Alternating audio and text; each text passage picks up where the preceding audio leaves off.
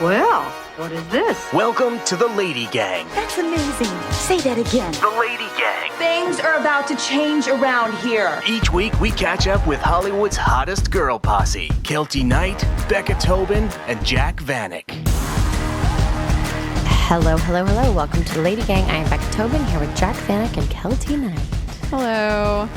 You guys, I'm really excited about this episode. So this episode goes very deep, but I wanted to start it. So I prepared a good week, bad week that's a little lighter so that you can have your giggles with us and then you can go into your feelings. Yeah, of course. Isn't that so great? So can I just start, Becca? Because I'm ready. Yeah, it's time for...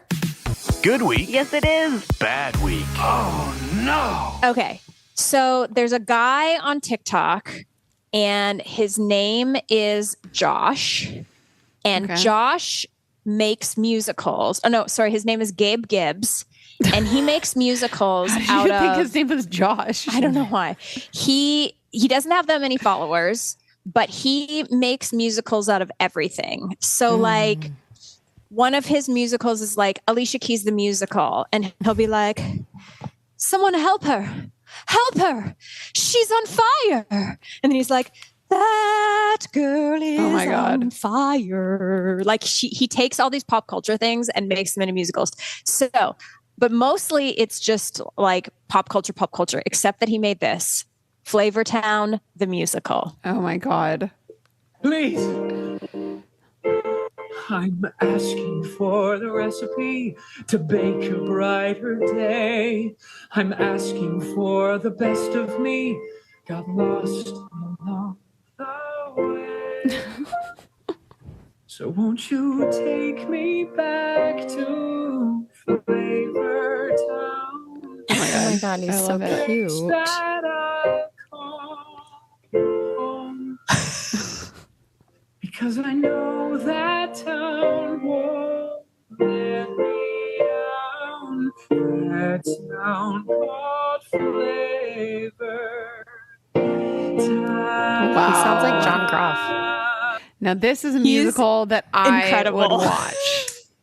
It reminds me, Kelsey, what we were talking about Flavortown on LadyGang TV once, and you like did not know what it was. Yeah, I didn't know what it was. She goes, is it a real place? Can we go visit? I thought it was like a Disneyland. So anyway, he writes like just random. So could we commission a LadyGang song? We could, yeah. It's just get him so before he gets huge. Should I do a duet with him? Yes. Yeah, we should. He did like Backstreet Boys the musical, Britney the musical. He did Pussycat Dolls the musical. He does NSYNC, Blink-182, Cisco like Thong Song. Oh, you want to hear Thong Song? Hell yeah. No. Okay. Well, I mean, I feel bad like taking up time from our like mental health. Yeah. No. Okay, so that's my good week. Go check him out. What is his handle? Gabe Gibbs. Gabe Gibbs, you are my good week. I love him. You're so cute. Okay, here's my bad week. My bad week is this. I am 41 years old and I did the thing that you do when you're an idiot, and then I ruined my pedicure. So I never get to see my friend Christina. We always make plans for each other, and then one of us cancels because we don't actually like being around people. And I wrote her, she's got 2 kids. I was like, petty. And she's like, yes, meet you at our spot. So we meet at the spot, and I'm so excited that we're going to sit there and get our feet rubbed and get a pedicure and talk to each other for 30 minutes with no children around, like just actually being able to visit. And then I start feeling nauseous because why? I took my vitamins, had my morning tea, took my vitamins running out of the house and didn't have anything else in my stomach, like just wasn't thinking about it because I was so excited about the pedicure. So then I got really barfy and I barfed in the bathroom at Nail Garden.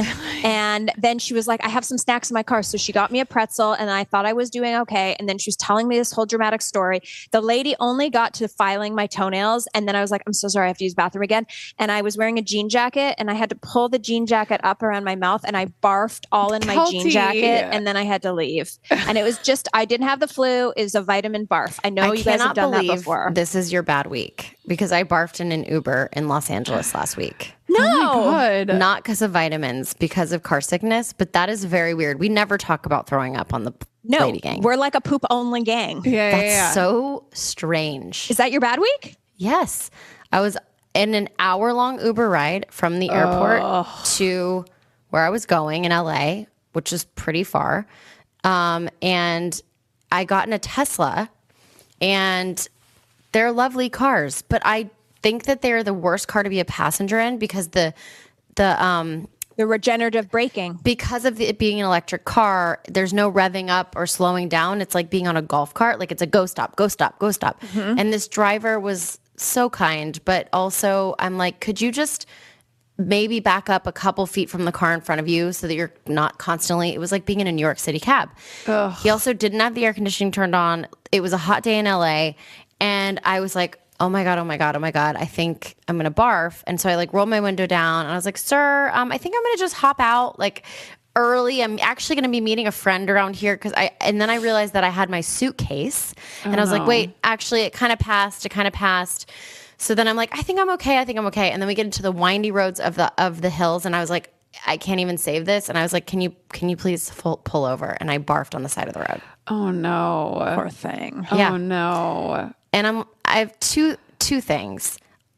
I just don't understand in an Uber why you wouldn't have air conditioning going if you want a 5-star review. Oh my God. I mean, in that a was like summer day in LA. Well, Uber it's fall in Europe. Yeah, it's bad. It was the heat. It was the Tesla. It was the big giant sunroof. Because they don't want to run down their battery. I know exactly why they don't have it on. Yeah, but like, wouldn't you rather have like a nice rating? Anyways, I barfed. My good week is that oh yes. So the Lady Gang Facebook group is an amazing place where girls go and they can talk about pooping themselves, barfing, all those fun things. But also, you know, there's like subgroups of fertility and all that also not so fun stuff. My girlfriend is going through a fertility journey right now and the internet is scaring the out of her because she's supposed to make a decision on whether to use a certain medication to make sure something can happen, and like nothing is guaranteed, and it's all kind of up to your doctor. And then you go to the internet and there's like a million different reviews, and Reddit's scary with women being like, you're gonna die. So she was up in the middle of the night, and she's not really an active Facebook group user. She kind of likes to observe because she thinks that some of the posts are hilarious, which they are, and very entertaining. But she went to the fertility group and just so happened to like, she's like, I don't have anywhere else to turn. I'm just going to post and I'm just going to be that person and be like, what do you guys know about this drug that I have to use for she has endo and blah, blah, blah. And the next morning she woke up and had notifications and she was so scared because she's like, I've had bad luck with asking the internet questions. And she said that the women who responded to her from the Lady Gang Facebook group were the most thoughtful, lovely, informative people. She didn't have one girl making her scared or nothing. It was all like really positive. And so she's like, I just wanted you to know that it's a really, really amazing place. And they're such great people. So we knew this, but we have more proof. I love getting proof. Yeah. Thank you, team. People. Thank you, Lady Gang, for being amazing. We love you. Per usual. And usual. My good week is a few weeks late, but I got to stay at my dream hotel, one of my bucket list hotels that I have been dreaming of staying at, Post Ranch Inn in Big Sur. Have you stayed there, Becca? It's me and Zach's place that we fell in love. And when we lived in LA, we went for New Year's twice. It kind of felt like you were taking my place away from me on Instagram, but it's okay. I want everyone to spread the love, but I also don't want everyone to start going there all the time. It's a magical place. It is. I mean, Big Sur is, I've never felt like anywhere is more magical than Big Sur in my entire life. Like there is an energy there that I've never felt anywhere else. Like it is my favorite place on earth. But this hotel, I stayed there as like an influencer stay. I want to let everybody know because it's very expensive. I'm very upset by that because I never got influencer stay status. I paid full price. They're like, well, you can stay here, but only for one night and it's going to be on a Wednesday. And I was like, that is fine. I'm going to switch my schedule around and I'm going to make it work. They're like, no weekend stays, no more than one day. So Jared and I made the most of it. It's so beautiful. It's on the cliffs of Big Sur. Like it's like the coolest place I've ever stayed. Anyways, Dave Matthews was also there and Jared was very excited about his celebrity sighting. There's always a celebrity there. I've never been where there wasn't. I knew there would be. I just didn't know who it was going to be. And Jared was like, "Did you just see who that was?" And I was like, "What?" Crash and it's intimate because there's only like 8 people there at a time. So you're like eating breakfast with these people. Well, and it was weird because they told us it was completely full, but it felt like it was empty. I was like, this is probably why they let us stay here, because there's nobody here. And the guy was like, it was completely booked out. But very excited. I love like a random celeb sighting. Dave Matthews is a good one. Yeah. Was he alone? I didn't see him because it was when we were having dinner, and he was in a booth that was like facing away. So Jared saw him as we walked out, and we tried to like go back to the bar and like have another sighting. But I never did. But Jared was like, and then we played, there's a song by Dave Matthews called Samurai Cop that is like one of my favorite songs of all time. So we started blasting it in our little hotel room, because they're all like individual little pods. I hate people that blast music in hotels. Well, they're kind of like all separate. No, but everyone wants to be at your party. Some people want silence, but live your life. Well, I'm it's happy not you had a a great hotel. influencer They're like trip. individual little cabins. I can hear it. It comes airwaves. Like tree houses. Well, that's what we were hoping, is maybe Dave would hear it and be like, and then he'd come over and bring his guitar and be like, "You guys want to hear a song?" Exactly. Or be like, I don't know what we were expecting. Anyways, but that was my good week. My bad week is I saw this thing on Instagram, and it is celebrities that are now using their AI likeness and creating new accounts. Like there's this account that's like a Kendall Jenner AI generated account. She got paid for that, by the way. I think they get paid $5 million to do it. Yeah. They like spend like a day with them and like get all of their, I don't know what it is. Like, I don't get it. And I'm trying to watch TikToks about it because I'm like, what is the appeal of interacting with one of these things? Because like hers is like, I'm your local ride or die BFF. Text me for advice. So then you're texting this like AI thing, but there's like a video of Kendall Jenner's face moving around in the background. I don't get it. And it's like, I'm like, this is a Black Mirror episode. It's the beginning of the end. Yeah. But I don't understand. I don't get it. I don't either. Like, and also there's like actors who are posting these, and I'm like, you guys, the whole strike was so that we wouldn't like let AI be us, and you're posting because like you think you look hot in that picture. Like, we're all such idiots. It's idiots. But I'm like, do not do the high school AI challenge if you're in SAG-AFTRA trying to say, please don't put me in a movie, because you know what? Instead of hiring 3 actors to play the younger you, they're just going to put you in AI and make you younger. Yeah, it's really Charlie D'Amelio did one. Charlie D'Amelio, and then like what's his name? Well, I would do one for $5 million. I want to put it out there. If someone says, "We'll give you $5 million," I'll be Billy, and you can text me all your problems. AI, I don't care. I'm leaving. Bye. Again, I just don't understand the appeal of somebody interacting with it. It's so weird to me. Let's ask the Lady Gang. Please DM us. Let us know on Instagram if you want us to have AI friends, and let us know what you think. AI? Should we be AI? Yeah. Do you want us to join? And you can talk to the fake IA versions of us. The filters on TikTok anymore because it's them just collecting our facial recognition. Oh yeah, man, they're collecting it everywhere. Yeah, but like that's nobody like wants so this direct. Face. Okay, when we come back, we're gonna get deep. Now back to the Lady Gang. Our guest today is the queen of my favorite K-type topics: meditation, mindfulness, and most importantly, manifesting. She's a #1 New York Times bestselling author, motivational speaker, and life coach.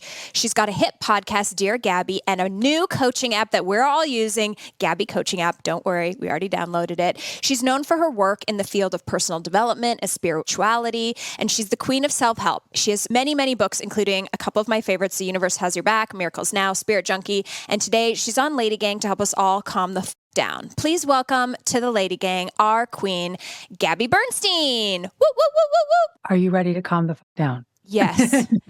Please. Alone, I feel so much better. So, I hope so. That's so nice. So, I mean, you're an icon in this space, and I don't know that there's a listener of Lady Gang that doesn't know you, hasn't read you, but I think your backstory is so fascinating. So can you give us the quick Gabby before she was Gabby rundown? I think I was always Gabby, but I was very detoured in the wrong direction. But I do believe that the soul of who we are and our spirit and our essence is with us from the moment that we're born into this world. We start to experience things that distract us from the truth of who we are. So I never lost that Gabby. I just was told a story that I fed into and believed and experienced and repurposed and replayed to build up a lot of blocks against the truth of who I am. And in that space, I was living with undiagnosed PTSD, and I was struggling with anxiety in high school, big time, depression, big time, kind of forced myself into sobriety early in my 16, 17, 18, because I was like getting too taken out. Every time I would get high or pick up a drink, I would just be like so extremely flooded with anxiety. My mom taught me how to meditate at that time, and I was brought up visiting ashrams as a little kid, like 5, 6 years old, going to the ashrams. My mother had a Guru Mai in the City Yoga movement. So we would go back and forth to the South Fallsburg ashram. I was named by the guru. I would sit. It was just sort of normal. Like that was, I mean, I knew it wasn't normal in my surroundings, especially at that time. We're talking like 40 years ago. So it wasn't particularly normal, but I was normal to me. It was something that I grew up knowing. I grew up knowing that my mom could be totally frantic and then walk into her room and light some incense and chant some music and come out and be different. So she taught me how to meditate in my teens. And that was a gift that never left me. And then when I went to college and I graduated from college, I was really on a mission to prove myself to the world. And I was on a mission to be seen and be heard and to run from these impermissible feelings I was having inside of myself. And so how would I do that? I did that through relationships. I did that through putting my name as president on my business card, owning a PR firm at 20 years old. I did that through, overly accomplishing at that age. I did that through being the girl who could get past any velvet rope. Say Gabby at the door was kind of the mantra in my friend set. So I was that girl, right? I was like the party girl.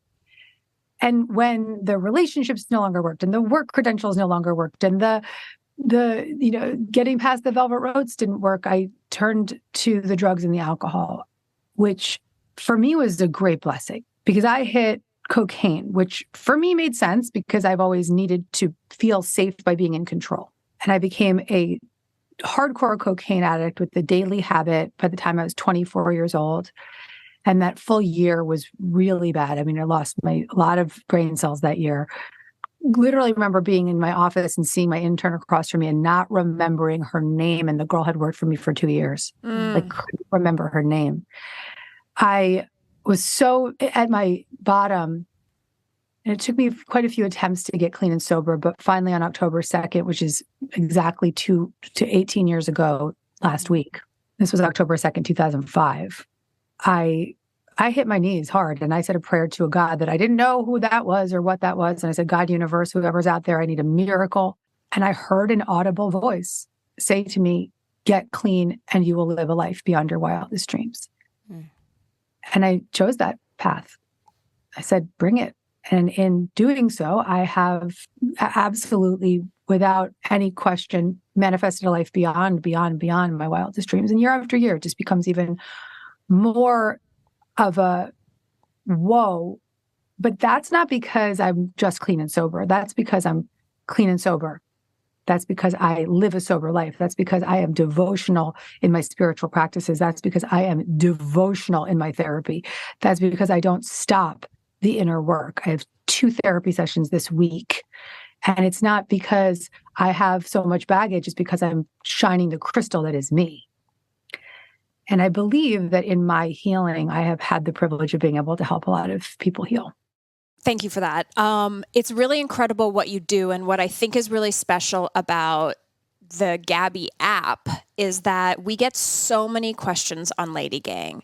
And it is, very expensive to have therapy. And right now we are in a recession and people may not have the extra $100 a month or a week or whatever it is to get, a personal coach. And I think the app, what it has on it is so many amazing articles and the check-ins and the chats. Like there's just a lot there that if you're someone who knows that like you're having that moment where you need to make a change and you really want to do the work, but you don't know where to start, I feel like this is like a really great place. And one of the first things that when I popped the app on my phone, it opened up and it literally was like, how to soothe everyday anxiety. And this was at a time we had just returned from Jack's wedding. And Jack, we can take this out if you don't want to talk about it. But Jack is someone who, she has a lot of anxiety. We put her on TV. She didn't want to be on TV. We put her on stage. She doesn't really want to be on stage. She's not like, she got engaged. She in a big group of people. She was not comfortable. Like, she has a lot of anxiety. And I opened the app and I was like, this is perfect. This is like a kismet sign, because I don't suffer from anxiety. I have a million other things that like I deal with, but like I don't ever feel anxious. And so I don't know what that feels like. So Jack, I wanted you to explain how it manifests in you and then get Gabby's thoughts. I mean, my like personal anxiety really stems from like, I'm just my own worst critic all the time. And like, I can't help but beat myself up over every little thing. And it's just really hard for me to take myself out of my own way. With the wedding stuff, it manifested in a lot of different ways of how I could have done things different and how people are worrying about what people are thinking about me and just beating myself up. I've always been like that since I was like a kid, but I know a lot of people are the same. And then, I just have social anxiety that I know a lot of women struggle with these days. And especially with like the social media age and getting older and being put in situations that I'm not comfortable in. But yeah, I mean, it's just an ongoing thing, and having just like that voice in the back of your head that's just mean to yourself, I guess, in a sense. But it's not, I don't know, it gets worse sometimes, but it's always kind of there lingering. I'm going to give you some guidance here, and I'm going to direct you to something in the app that I want you to use, or I'm going to suggest that you use. There's a practice inside the app. I use some tapping meditations, which is emotional freedom technique. And it's tapping on different energy meridians on your face and your chest and your head while talking about this emotional disturbance. And in this case, it's anxiety. And one of the most popular pieces of content in the hundreds of meditations that are in this app is the tapping on anxiety. And my hope is that if you made a commitment to that for maybe like a week, you could text me in a week and let me know where your anxiety levels were and where they are now, that week later. Because usually in about a 10-minute tapping practice, you can go from like a 10 to a 2, 10 being like extreme anxiety. Are you doing this when you are feeling anxious? Or are you just doing this like as a morning routine? I would probably do it when you are feeling anxious. If you wake up and you're at a 6, you could do it. If you wake up and you're like, I'm at a 4, but I could sense it's coming on, you could do it. There's no, the beautiful thing about the Gabby coaching app is that like you can choose your own adventure. And in those moments when you start to define your experience, you can say, okay, I know that's the moment when anxiety starts to pick up. Yeah. I'm going to go use that resource. There's another morning practice that I love, which is the daily design method. So if you want that morning, how do I begin my day? How do I set myself up to win? How do I prepare my energy? It's taking out a notebook or even just saying it in your head, or if you're in the app, doing it in the journaling section of the app, and just notating for yourself, how do I want to feel today? Who do I want to be today? What do I want to give today? And what do I want to receive today?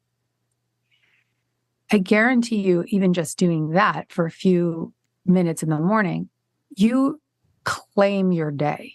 I saw myself this morning. I woke up and I was like, I had this 3-hour meeting with my team. And I was like, okay, let me just jump in and start fixing that document. And that's not what I normally do, but I was like diving in because I'm trying to maximize. Mm-hmm. And I shut the computer and I laid in my bed and put my palms facing upward. And I just asked myself those 4 questions. How do I want to feel today? Who do I want to be today? What do I want to give today? And what do I want to receive today? And the answers to that inquiry led my day to this point and will continue to throughout this conversation. So what did I want to feel? I wanted to feel calm and centered. Who did I want to be? I wanted to be an empowering leader. What did I want to give? I wanted to give hope. And what did I want to receive? Enthusiasm and collaboration. And so, that direction led me to the next right action and the next right action and the next right action. But when we talk about anxiety, setting up your day isn't enough. Anxiety is a pervasive issue that I have personally been diagnosed with an anxiety disorder. I lived with extreme undiagnosed anxiety, as well as I suffered from a extreme postpartum anxiety, which is another form of postpartum depression. And that nearly took my life. So I just want to acknowledge, Jack, that I understand anxiety and what it can do and where it can take you. And I think that the tapping for you would be a really, really, really powerful resource. But let me give you a few other tips right now. So simply placing your hand on your heart and your other hand on your belly. It doesn't matter which hand. And that heart hold and just breathing there is a hold that can put you into a place of safety. Because why are we anxious? Because we don't feel safe. Another hold is your hand on your forehead and your hand on your heart. Another practice is tapping on this point, which is called the gamut point between your ring finger and your pinky finger, and it's the top of your hand. And as you tap there, you can just repeat after me. Close your eyes for just a second. I am safe. I am safe. And take a deep breath and say, I am safe. I am safe. I am safe. One last deep breath in and let that go. One more affirmation, I am safe. I am safe. Okay, take another deep breath in and let that go and come back to me. There's really important practices that we can use in the moment to downregulate our nervous system, to let our message be sent to the brain that I'm safe in this moment, to interrupt the pattern and the momentum of the anxiety. The long-term solution, I believe, is understanding the root cause of the anxiety. My belief is that a lot of the root cause of anxiety does stem from our childhood, which is exactly what you said. And these moments where we have these extreme experiences and we were not able to completely manage them in whatever form that may be. Could be like being shamed on the playground, or it could be as extreme as abuse. It doesn't matter. The more extreme, the harder it is to undo. But these experiences create an anxious pattern, and the anxiety is just a form of protecting us from feeling the deeper fears and feelings underneath. And while a lot of that is big, heavy stuff, I actually do touch into that in a lot of the work. And I'm writing my 10th book right now called Self-Help. And I'm teaching very much what I just taught here. It's an internal family systems informed book. So I'm trained in this therapy called internal family systems. And I've kind of used it in my own way and written a book about it, or writing a book about it. But a lot of that's in the app too. And there'll be a lot more of that coming through, because this is deep work that can and should be done in therapy with an IFS therapist. But to your point, I need to democratize this work, because not everybody can afford it. Not everybody's going to even want to go to a therapist. Not everyone's going to even believe that it's possible, or they don't want to invest the time, or they don't have the money, or they don't believe it's cool, whatever that is. But we are living in a world of extreme suffering. And while this is being recorded, a war has broken out. We are living with extreme hatred, division. It's in our bones. It's in our cells. Just being alive is an anxious experience right now. So we need tools. We need direction. We need guidance. And so I decided, I was like, I want to, I kept getting people, I'd see people, I'd be in the bathroom at a restaurant, and I'd be talking to a friend, and some woman would literally, this happened multiple times. This woman busts out of the stall and she's like, I heard your voice, they wouldn't have recognized me, but they recognized my voice. She's like, your voice is so soothing. I just want you to be my coach. I just want you all the time in my pocket. And I was like, over and over again, you get that message enough times and you're like, I got to give the people what they want. And so I was like, I needed to be your coach in your pocket. I needed to give you the 18 years of gifts that I've given myself, and to make it easy to access. And all of that is now in your pocket. Weekly coaching, meditations, and practices that you can come back to, and challenges, manifesting challenge in January. There's just so much in there. And so I think that this is a time when people need that kind of kind of membership, that community. And we know this to be true because with LadyGang, we do, I don't know, over 100 episodes of this podcast every single year. And for the last 8 years or close to that, every December 31st, I make the girls do a manifesting challenge. And I'm a big manifester. And we go back and we listen to last year, and it is our most popular, hands down, episode of the year. The most people of LadyGang tune in to listen to this. So you know that it's something that's needed so well. And then on top of that, when I wrote that you were coming on the podcast in our secret Facebook group, the questions were insane. And so I really want to make sure I make time for our community. So when we come back, I have a few questions from the community that they want to ask you. So we'll be right back.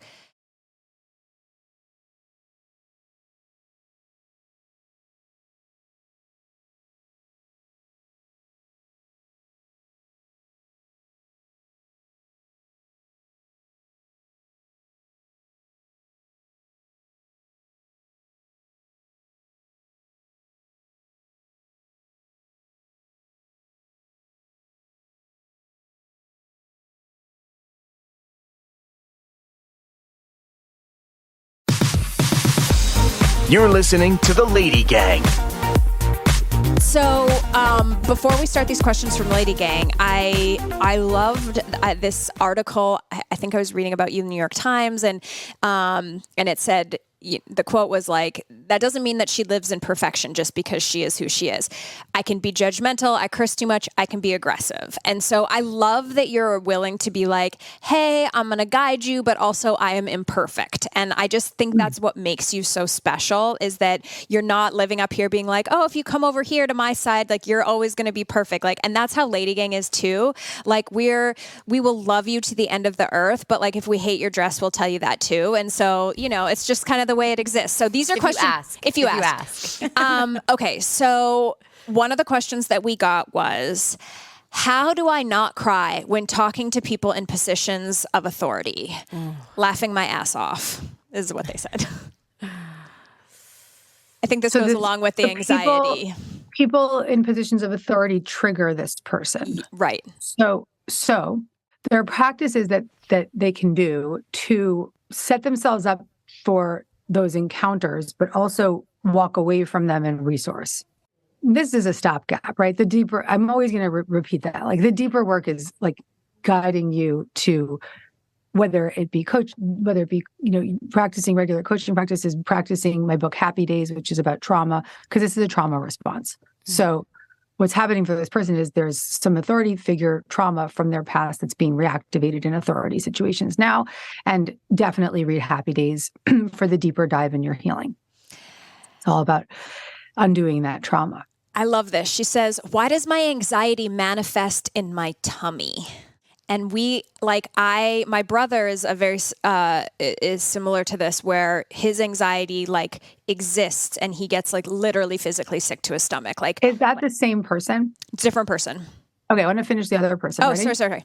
That other person, before they step into the moments of authority, like they're walking into work or whatever, just setting intentions is a really powerful thing. So just set the intention to be calm and resourced throughout the day and to take care of yourself in moments when you're uncomfortable. And then when you notice those moments when you're uncomfortable, excuse yourself, move away, step away, and take care of yourself through even the tapping that we just did, a heart hold, a breath practice. A 7-day trial here, you could just try out the anxiety relief tapping meditation in those moments. Or there's a Get Gabby section. So that I made that for these people in these moments.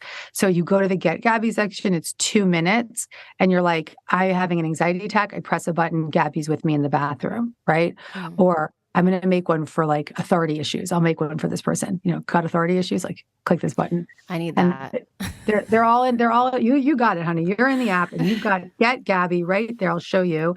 And it's just the best part of the app because it's not saying that we actually are going to be expected to like do all this major processing in the moment. But the more we interrupt the pattern of that process, the easier it is to start creating a new habitual energy each time those things happen. And that does actually change your neural pathways. Because if you're like, okay, every time I get anxious, I go to Gabby and I get Gabby and I tap with her, I go through that breath practice. Every time you do it, you repeat a new pattern. And then that new pattern sends a message to your brain that this doesn't have to be the way it was. And so, yeah, it's like super anxious, can't sleep. They're all here. Angry, hurt, negative thoughts, need a miracle, can't make a decision, super triggered. That would be good for this person. Super triggered. Go try this for 7 days. deargabby.com/app. There's confidence boost, feeling unsafe, stressed, want to keep manifesting, need a quick energy shift, struggling with food, build trust. They're all in there. Just love this because there's finally something. Like a couple weeks ago, I had to go to a social gathering where someone I've worked for in the past was going to be there, and I hadn't really seen him in like a really long time. And there's like a lot of insecurities dealing with like that, previous experience.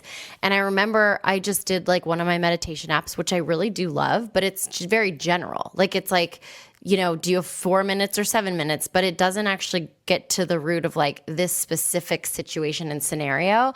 And I like made it work, but it is so true. But even just you saying, people don't have access like we do. So we think everyone knows to take a second for yourself, whether it's breathing or whatever. But the importance of doing that is the difference between crying in front of your boss and keeping your shit together. Like it really, truly is.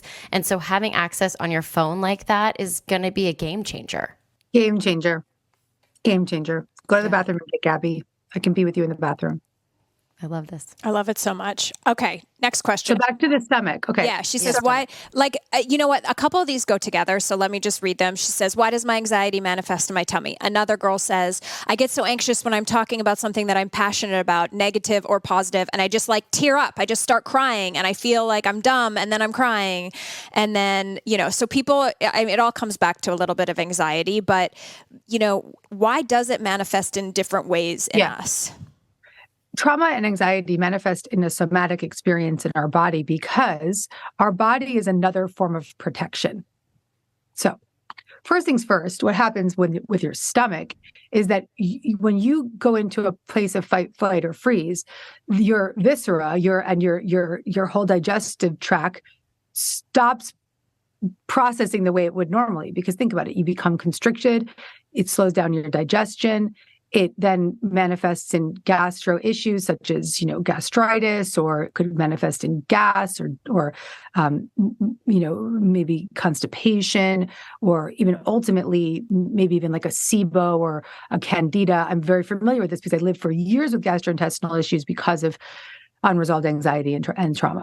So the stomach is typically a first responder. The back is also a first responder. So there's two schools of thought. One is that, yes, a physical thing is happening because you're in a state of fight, flight, or freeze. Your nervous system is not regulating naturally. And so you're in that frozen state, or you're in that hypervigilant state, and everything starts to rewire. And your stomach is really reliant on your nervous system to be at ease in order for it to function properly. So that's an obvious place that it would go first. With regard to it being a protection mechanism. So according to the work of Dr. John Sarno, who was a great mind-body doctor, he wrote a book called Healing Back Pain, and he wrote The Mind-Body Prescription.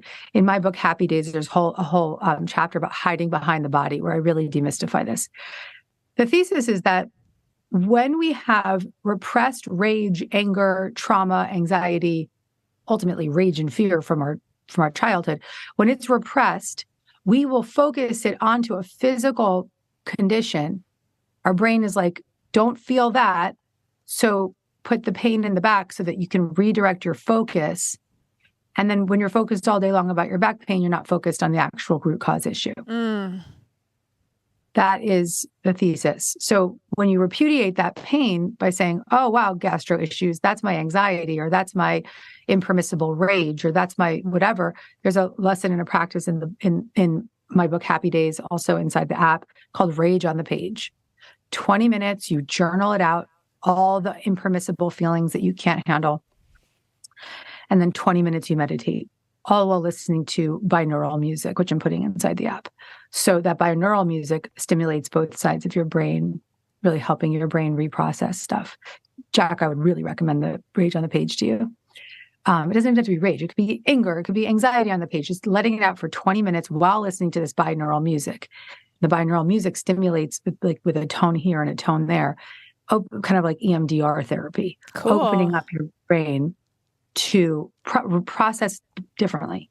And then following it with the meditation really helps it go through the reprocessing. I did that every day for a year in 2020. 365 days I did that. Wow. What would you say to someone who, like, in certain periods of time in my own life, the situation was so dire that I was so afraid to do the work because I did not want to open Pandora's box. I was so afraid that if I was to let out one tear, 8 million would come, and then I'd be like in a what? I agree. Oh, sorry. Yeah. Oh, and I would literally be in like a straitjacket, wheeled off to an institution. I was afraid that if I so it was walking around for however long that was, 6 months of being impenetrable to emotions or not. I was in therapy, but it was like I was only going so deep because I knew what was underneath, or I thought I knew what was underneath. I thought what was underneath was something that I absolutely couldn't handle. And it took me years of therapy and years of like these little baby breakdowns to realize that that would go away if I would just open the fucking box and deal. And I realized that when I did start to cry, I wouldn't cry forever. I would actually cry for 30 minutes. And then I would be like, oh, even if I wanted to, I couldn't cry anymore, even though I'm devastated. Or writing, like I did do a lot of writing, but it took me a really long time to get there because I was so afraid of what was going to come out. So what is your best advice for people who are just like afraid to scratch the surface for fear of what's underneath? Well, if it makes you feel any better, I spent 10 years in that dissociated state. So I understand it completely. And often remember, dissociation is a form of protection. Mm-hmm. It's something that we probably picked up real young if something was too extreme for us to handle. I mean, I had such extreme dissociation that I didn't remember trauma from my childhood. And at 36 years old, had a dream where I remembered it. But when I remembered it, I was like, oh shit, girl, that's why you've had gastro issues. That's why you were an alcoholic. That's why you were a drug addict. That's why you've been controlling your life. That's why you've been running from shit. That's why you're so scared to be present. Thank you. But that only began the journey of going deeper and healing the trauma. So the answer is this. You can only face what you are ready to face into. And so trust the ability to titrate in and titrate out. And some days titrating in could be as simple as just showing up to therapy. Or titrating in might be as simple as just listening to an affirmation on the Gabby app. Because you never want to push yourself too far into the impermissible. Because what you'll do is you'll re-traumatize yourself. Mm-hmm. So that's actually why I wrote Happy Days. It's a guided path from trauma to profound freedom and inner peace. Because I lived to tell. I lived to say, yes, there is the other side of trauma and I can speak for it. And really extreme trauma, sexual abuse. I can speak for that. And then the other thing was to show people, here's the ways you can titrate in and out safely. And the practices I write about in the book are very spiritual practices, but they're therapeutic. They're therapies. And do them now practices. And so I think that the subtle steps in are huge steps forward. And you needed all those years of being tiptoeing until you were in a place in your life when you were safe enough to go in. So the journey is exactly as it needed to be. Now, I think that there's so much more conversation these days about trauma and trauma recovery that a lot of the shame is being removed from it. So my hope and expectation is that by removing the shame, by having the beautiful young women like yourselves, super, aspirational women, like your audience wants to be like you, they love you, they look up to you, having your brave souls speaking about anxiety, speaking about these memories, these experiences, it's shame shifting for your audience. And so my hope is that people start to get to their recovery faster as a result of the conversations that are so prevalent right now and the shifting of the shame in a big way. My friend Kerry Washington just came out with a beautiful book, Thicker Than Water, where she just revealed so much of herself. And I just continued to be so proud of her bravery and her courage because it's just, for number one, what she's doing is by being so forthcoming, by all of us, anyone that has a platform, being forthcoming about your struggles, just allows people to say, yeah, me too. Mm-hmm. And, those of us with a microphone, it's like we go first, right? Mm-hmm. And by going first, we give people permission. And so my hope is that by taking away the stigma and the shame around mental illness and trauma recovery and PTSD and anxiety, that people just start to just normalize it as this is part of the human condition and I can show up for it. And I'm not horrible because I have this experience. It's so interesting now, like with what's going on in the world, you know, you think about, we talk about Upstream and how to like, with all the problems we're facing, it's like, yeah, there's like Band-Aids for now for when things get really bad, but all the stuff upstream that we're not addressing, and we finally, like you're saying, we finally are.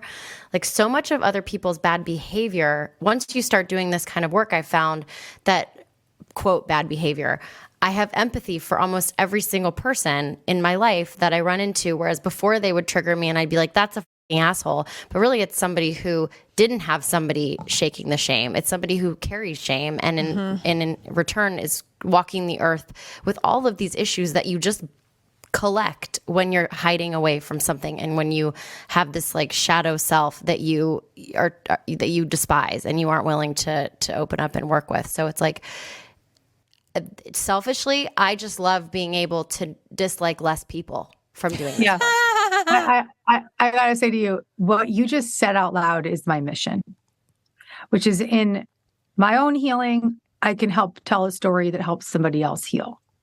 They do the work, though, right? So like, I've written 10 books. People are like, oh, your books changed my life. I'm like, I didn't change your life. You read the book. You did the work, right? So Becca, you did the work. Mm-hmm. And in doing so, you're healing your perceptions of others. And in your healing of other people's, your perceptions of others, you can be a more compassionate, calm, connected human in their life, which then, even just in your presence, gives them more grace to heal. Mm-hmm. So we heal through our own healing, and it has a ripple effect. And so, a lot of us feel really powerless right now. We're watching the news. Mm-hmm. There's a war. It's really terrifying. As a Jewish woman and a granddaughter of a Holocaust survivor, I am triggered, but I also have a tremendous amount of compassion across. I have an extreme amount of compassion for everyone suffering.